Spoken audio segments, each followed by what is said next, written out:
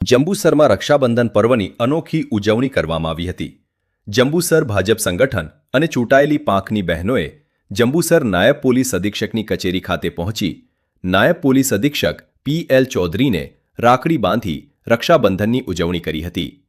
આ પ્રસંગે બહેનોએ પી.એલ. ચૌધરીને કુમકુમ તિલક કરી રાખડી બાંધી મોઢું મીઠું કરાવ્યું હતું અને રક્ષાબંધન પર્વની શુભેચ્છાઓ પાઠવી હતી. પોલીસ તંત્ર દ્વારા સમાજની સુરક્ષા માટે કરવામાં આવતી કામગીરીને પણ બહેનોએ બિરદાવી હતી. રક્ષાબંધનના પવિત્ર પર્વે ભાઈ બહેનના સ્નેહ સાથે સુરક્ષાના સંકલ્પને ઉજાગર કરતી લાગણીસભર ક્ષણો જોવા મળી હતી. બહેનોએ મહિલાઓની સુરક્ષા, સન્માન અને જનકલ્યાણ માટે સતત કાર્ય કરવાની પ્રતિબદ્ધતા પણ વ્યક્ત કરી હતી. આ પ્રસંગે ભરૂચ જિલ્લા ઉપપ્રમુખ કૃપાબેન પટેલ ડોશી, મહિલા મોરચા મહામંત્રી રીટાબેન પટેલ, જંબુસર તાલુકા મહિલા મોરચા પ્રમુખ રશ્મિકાબેન પટેલ સહિત સંગઠન અને ચૂંટાયેલી પાંખની બહેનો ઉપસ્થિત રહી હતી.